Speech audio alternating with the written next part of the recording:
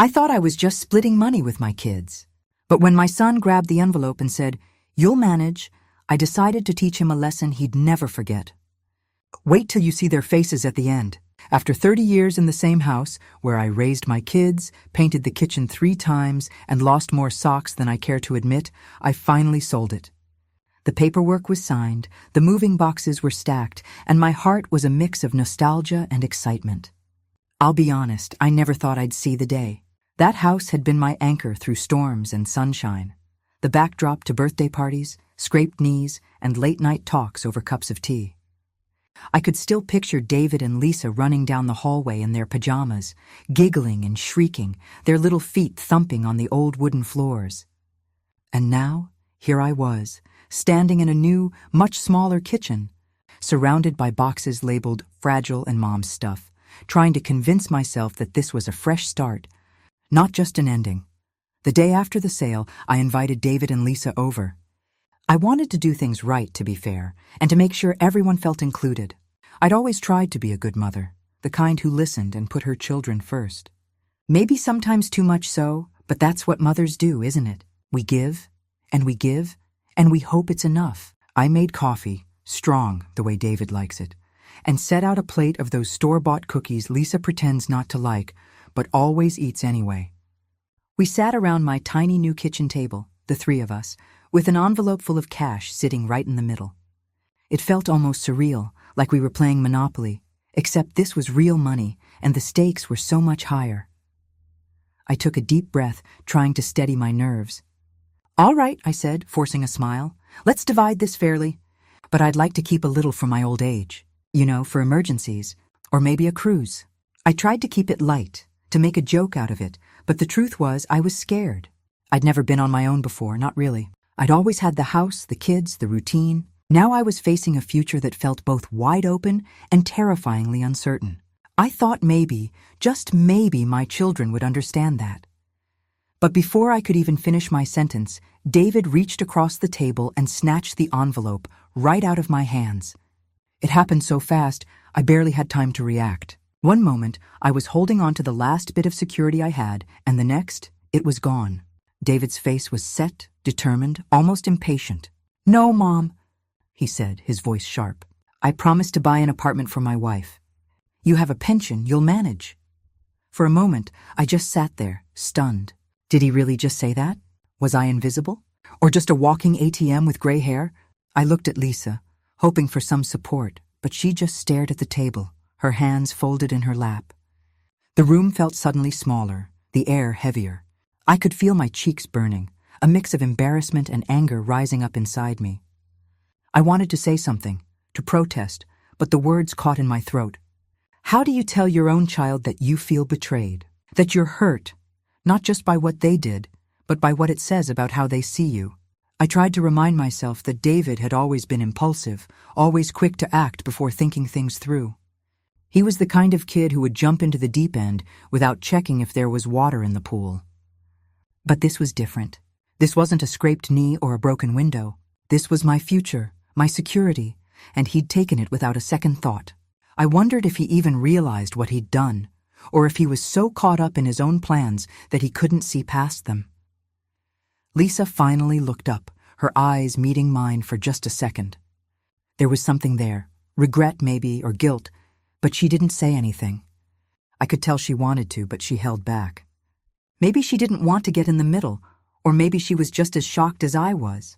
Either way, I felt completely alone, sitting at that table with my 2 grown children, realizing that the roles had somehow reversed.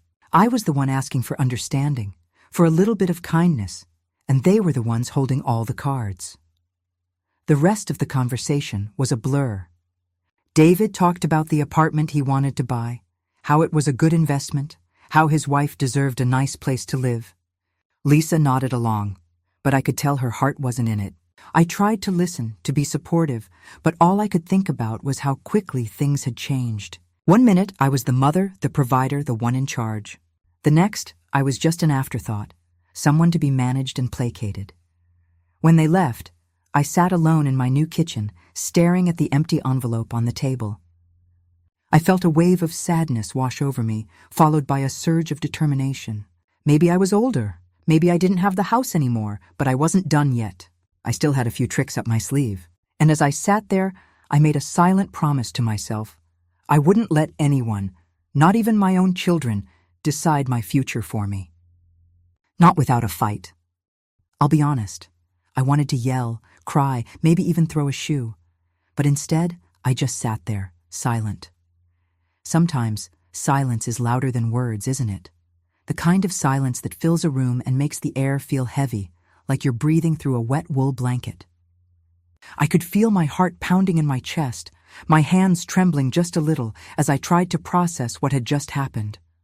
My own son, the boy I'd rocked to sleep and bandaged up after every scraped knee, had just looked me in the eye and told me in so many words that my needs didn't matter. That I'd manage, as if I were some old dog who could be left to fend for herself. Lisa looked at me, her eyes wide and uncertain, but she didn't say a word either. I could see the conflict on her face. She wanted to comfort me, to say something. But she was caught in the crossfire, unsure of which side to take. The room felt colder than my ex-husband's heart. And trust me, that's saying something. If you've ever been through a divorce, you know exactly what I mean. I glanced around at the boxes stacked in the corners, the half-unpacked dishes, the faded family photos I hadn't found the courage to hang up yet.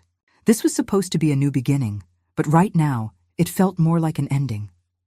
David and his wife left for the real estate office, practically skipping out the door. I could hear their laughter echoing down the hallway, their voices bright and excited as they talked about paint colors and furniture. It stung, hearing them so happy while I sat there, feeling like I'd just been robbed, not just of money, but of dignity, of respect. I replayed David's words over and over in my mind. You have a pension, you'll manage. As if that was all I needed. As if a pension could replace the security of a home, the comfort of knowing I had something set aside for emergencies, or even just a little fun in my golden years. Ladies, have you ever felt like you were being pushed aside? Like your needs suddenly didn't matter?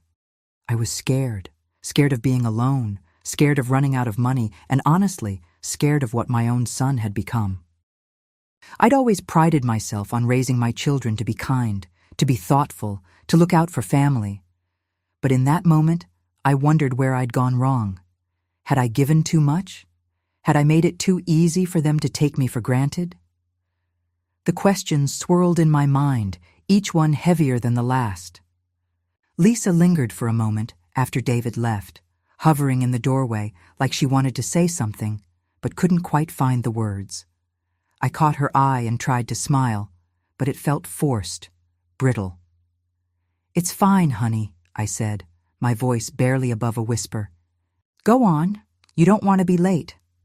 She hesitated, then nodded, her shoulders slumping as she slipped out the door.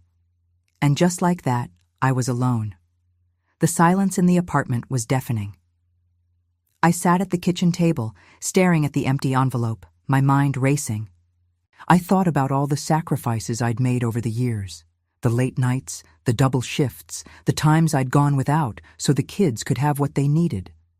I thought about the dreams I'd put on hold, the vacations I'd never taken, the hobbies I'd never had time for. And now, when I finally had a chance to do something for myself, to set aside a little nest egg for the future, it was gone in an instant. I got up and wandered through the apartment, touching the walls, the countertops, the windowsills.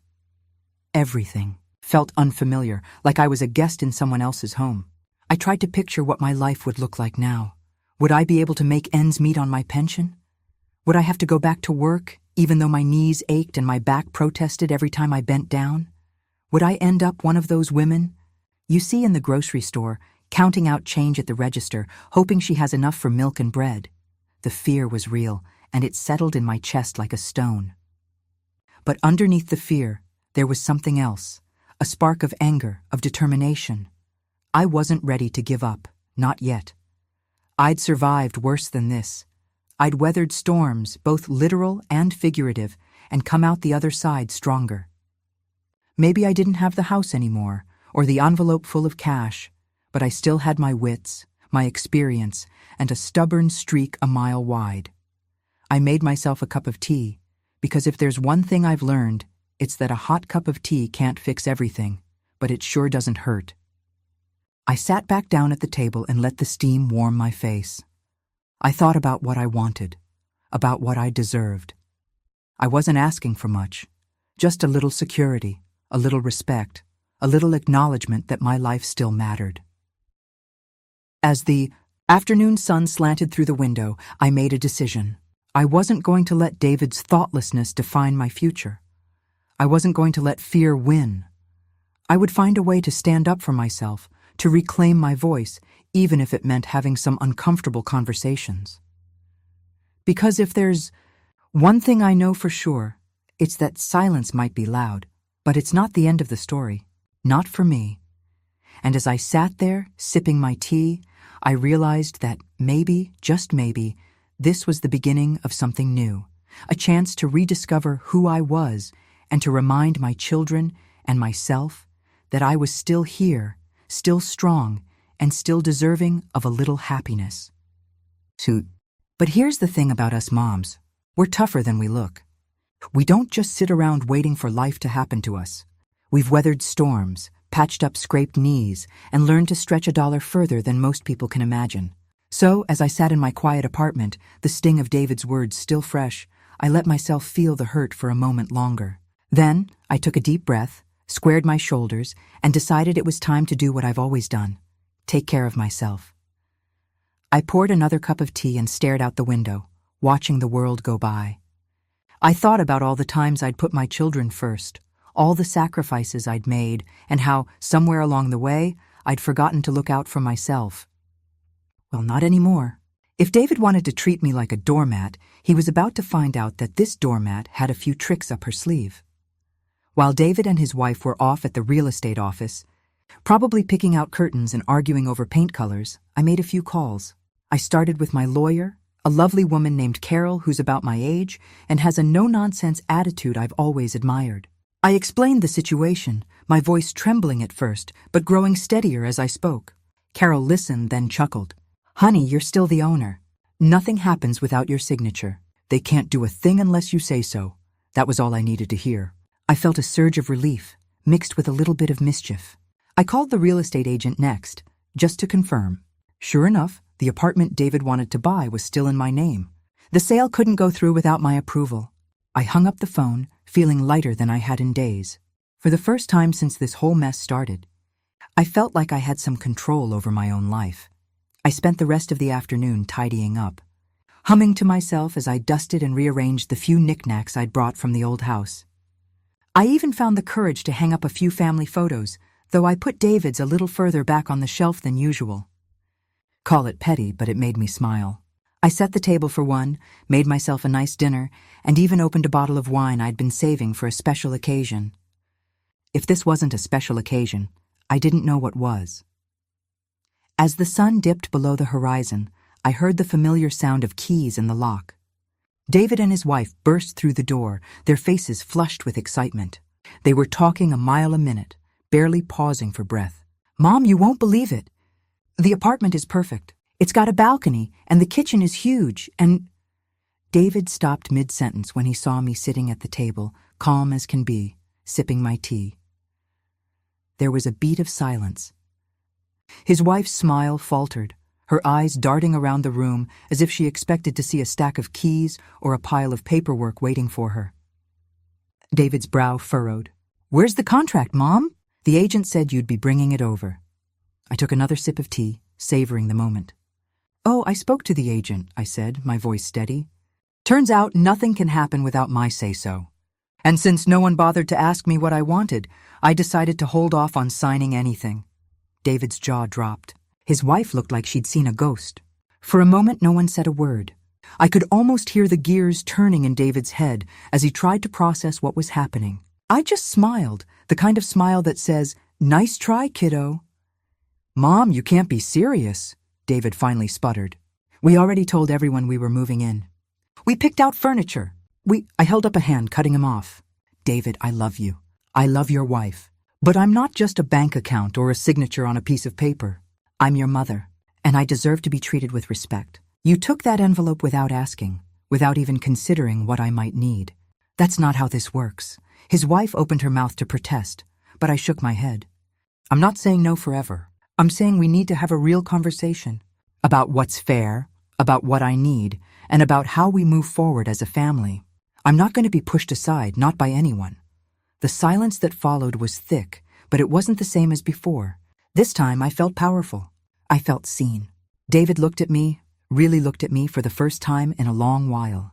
I could see the realization dawning in his eyes that maybe, just maybe, he'd underestimated his old mom. I stood up, gathering my empty teacup. Next time, maybe ask before you take, I said, my tone gentle but firm. Now, if you'll excuse me, I have a crossword puzzle calling my name. As I walked out of the room, I felt a weight lift off my shoulders. I wasn't sure what would happen next, but I knew one thing for certain. I was done being silent. I was done letting fear and guilt dictate my choices. From now on, I was going to stand up for myself, no matter how uncomfortable it made everyone else. And as I settled into my favorite chair, pen in hand, I couldn't help but smile. Sometimes the best twists in life are the ones you write for yourself. After the shock wore off, the apartment was so quiet you could hear the clock ticking on the wall. David and his wife sat across from me, their faces a mix of embarrassment and disbelief, while Lisa hovered by the window, arms crossed, watching the whole scene unfold. For a moment, I almost felt sorry for David. Almost. But then I remembered how quickly he'd snatched that envelope, how easily he'd dismissed my needs. And I knew this conversation was long overdue. I took a deep breath, feeling the weight of years of unspoken words pressing on my chest. David, I started, my voice softer than I expected, do you have any idea how much it hurt to hear you say I'd manage? I know you're excited about your new life, and I want you to be happy, but I'm still here. I'm still your mother. I deserve a little respect and a little security for my golden years. I tried to keep my tone gentle, but there was steel underneath. I'd spent too many years putting everyone else first, and I wasn't about to let myself fade into the background now. David looked down at his hands, fidgeting with his wedding ring. His wife glanced at him, then at me, her expression softening. Lisa finally spoke up, her voice clear and steady. David, Mom's right. We've all leaned on her for so long, I think we forgot she has her own life, her own dreams. It's not fair to just assume she'll always be there to bail us out. She shot me a small, supportive smile, and I felt a rush of gratitude. For the first time in a long time, it felt like we were actually talking, really talking, not just skimming the surface of things. The conversation that followed was raw and honest. We talked about the past, about all the times I'd put my own needs aside for the sake of the family. I told them about my fears, about being alone, about running out of money, about losing my sense of purpose now that the house was gone and the kids were grown. I admitted that I'd been scared to speak up, worried that if I did, I'd come across as selfish or ungrateful. But I also told them how proud I was of them, how much I wanted them to be happy, and how I hoped they'd understand that I needed to look out for myself, too. David listened, really listened, in a way he hadn't in years. I could see the realization dawning on his face, the slow understanding that I wasn't just his mother. I was a person, with hopes and fears and dreams of my own. He apologized, his voice thick with emotion, and promised to do better. His wife nodded, squeezing his hand, and even Lisa wiped away a tear or two. It wasn't easy and it wasn't perfect, but it was real.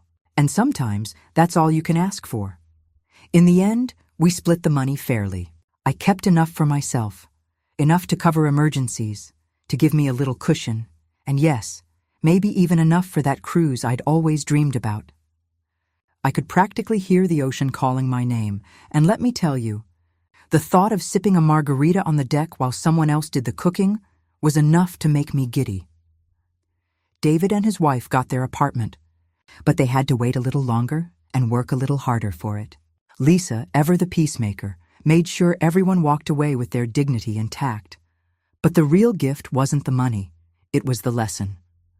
David learned about gratitude, about the importance of seeing the people who love you as more than just a safety net. Lisa learned that sometimes the best way to support someone is to speak up, even when it's uncomfortable. And I learned that standing up for yourself isn't selfish. It's necessary.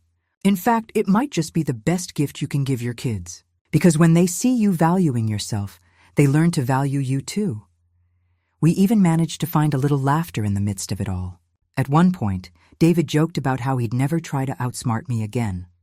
And Lisa teased him about getting schooled by Mom. I told them I'd always have a few tricks up my sleeve. And we all laughed, the tension finally melting away. It felt good. Better than good, actually. It felt like family.